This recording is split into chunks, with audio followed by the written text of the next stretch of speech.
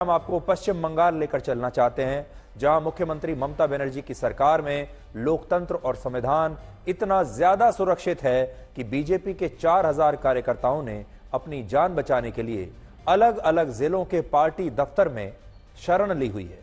और ये सारे लोग इतने डरे हुए हैं कि उन्हें लगता है कि अगर ये बीजेपी दफ्तर से वापस अपने घर लौटे तो टीएमसी के कार्यकर्ता इन्हें जान से मार देंगे। और इसीलिए हमने आपसे कहा कि पश्चिम बंगाल में लोकतंत्र पूरी तरह सुरक्षित है, क्योंकि अगर ये सुरक्षित ना होता तो हमारे देश में कोई तो होता जो इसके खिलाफ आवाज उठाता और ये पूछता कि पश्चिम बंगाल में चुनावों के बाद ये सब हो क्या रहा है।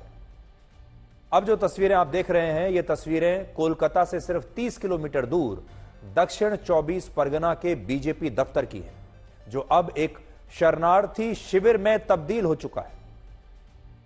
इस दफ्तर में बीजेपी के 150 कार्यकर्ताओं ने शरण ली हुई है, या ये कह लीजिए कि वो इसमें छुपकर रह रहे हैं, जिनमें कई महिला कार्यकर्ता भी हैं। और इनका कहना है कि 4 जून को जब लोकसभा चुनावों के नतीजे आए, उस दिन इन्हें अपना घर छोड़कर भागना पड़ा और यहां बीजेपी के दफ्तर में आकर शरण लेनी पड़ी, क्योंकि अगर ये अपने घरों में रुक जाते तो टीएमसी के कार्यकर्ता उस दिन इन्हें जान से मार डालते।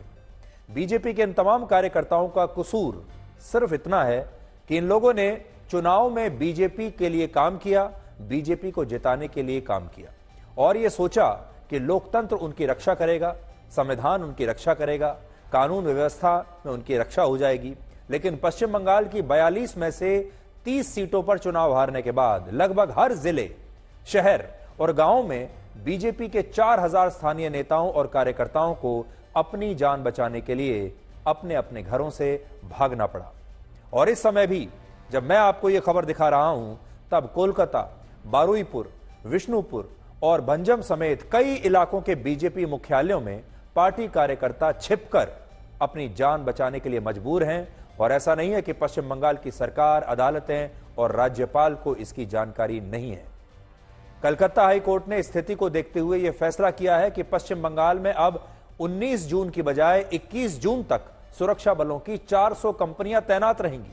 और बीजेपी के नेता शुभेंदु अधिकारी ने भी इस मामले में पश्चिम बंगाल के राज्यपाल सीवी आनंद को एक चिट्ठी लिखी है और कहा है कि बीजेपी के इन 4000 कार्यकर्ताओं की जान खतरे में है। लेकिन इस सब के बावजूद देश में कहीं भी पश्चिम बंगाल के लोकतंत्र की कोई बात नहीं कर रहा।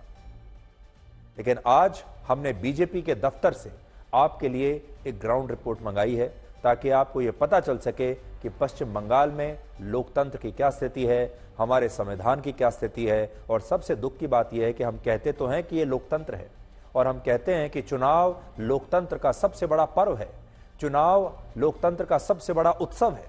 लेकिन उस उत्सव में अगर कोई विरोधी पार्टी के लिए काम करे तो उसकी जान कैसे खतरे में आ जाती है, इसे हम कैसे लोकतंत्र का नाम दे सकते हैं, ये आप इस रिपोर्ट में देखिए।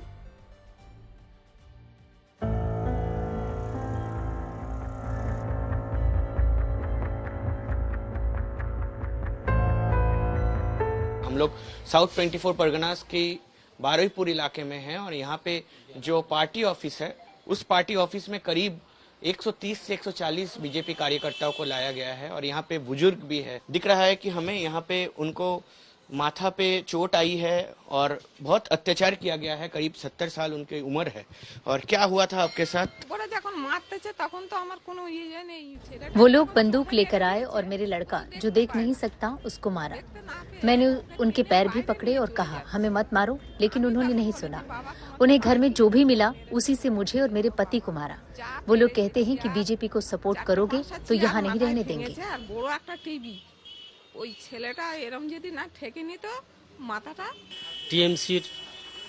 टीएमसी के गुंडे हमारे घर के अंदर घुस गए। हमने कुछ बोला भी नहीं और हमें मारना शुरू कर दिया। उनके पास हथियार थे और उनके हाथों में रॉड थी और उसी से मारा। हमारे घर में जो सामान रखा था उससे भी हमें मारा। मेरे गले पर पैर रखकर मुझे जान से मारने की कोशिश की गई। हमारा अपराध सिर्फ ये है कि हम बीजेपी को सपोर्ट करते हैं। এই সঙ্গে আমার শাশুড়িকেও প্রচন্ড ধরনের মারধর করেছে। আমাদের অপরাধ হচ্ছে একটাই, আমরা বিজেপি করি। বাড়ি যাবেন কি করে? বাড়ি যাবেন কি করে? हम लोग डर की वजह से बाहर जाकर छुप गए थे। हम लोग तो अब घर भी नहीं जा सकते, हमें यही रहना पड़ेगा।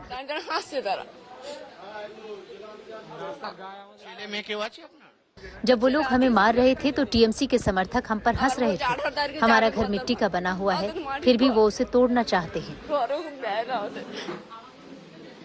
की दोष छिलो आपनादेर, की दोष? हम बीजेपी का समर्थन करते हैं, यही हमारा दोष है।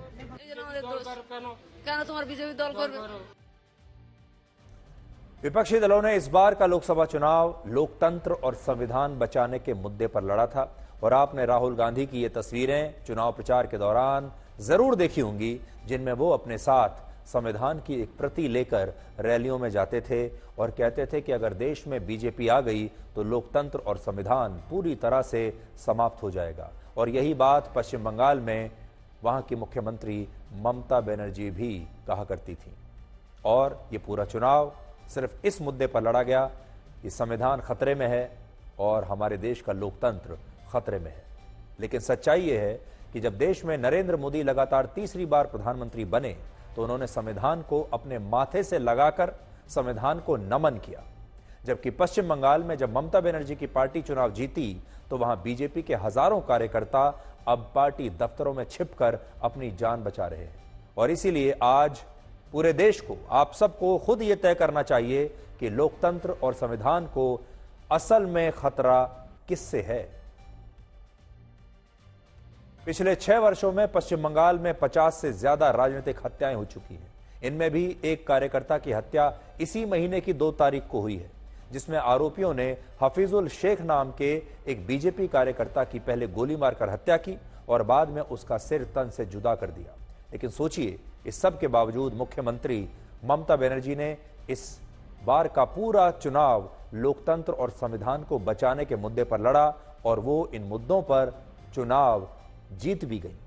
आज हमने ममता बनर्जी का पिछले महीने का एक बयान आपके लिए खास तौर पर निकाला है, जिसमें उन्होंने कहा था कि अगर बीजेपी जीत गई तो देश में लोकतंत्र समाप्त हो जाएगा। एक बार फिर से आपको याद दिलाना चाहते हैं, देखिए।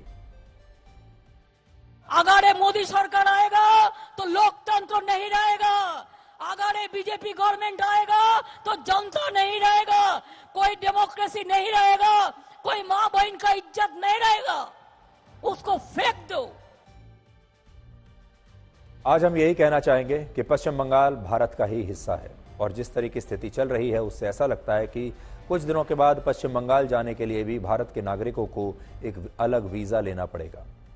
मुख्यमंत्री ममता बनर्जी का यह कर्तव्य बनता है कि उन लोगों को जिन्होंने उन्हें वोट दिया और उन लोगों को जिन्होंने ममता बनर्जी को वोट नहीं दिया, उन सबको समान अधिकार प्राप्त है। वो सभी भारत के नागरिक हैं और ममता बनर्जी को इस मामले में कोई भेदभाव नहीं करना चाहिए। राजनीति लोकतंत्र का एक बहुत बड़ा हिस्सा है हमारे देश में और चुनाव लोकतंत्र का उत्सव है। और ऐसे में पश्चिम बंगाल में भी किसी भी कार्यकर्ता को पूरी आजादी होनी चाहिए कि वो अपनी विचारधारा के हिसाब से अपने मनपसंद नेता को चुन सके, अपनी विचारधारा के हिसाब से अपनी मनपसंद पार्टी के लिए काम कर सके, उस पार्टी का कार्यकर्ता बन सके, आगे चलकर उस पार्टी का नेता बन सके। लेकिन अगर पश्चिम बंगाल में एक विरोधी पार्टी यानी बीजेपी के कार्यकर्ताओं का ऐसे ही दमन होता रहेगा तो फिर लोकतंत्र कहां बचेगा, संविधान कहां बचेगा। इसलिए आज हम ये चाहेंगे कि पूरा देश अभी इस मामले पर खामोश बैठा हुआ है। वो सारे लोग जो लोकतंत्र को खतरे में बताकर इतना शोर मचा रहे थे, आज उनकी नजर पश्चिम बंगाल पर नहीं पड़ रही है।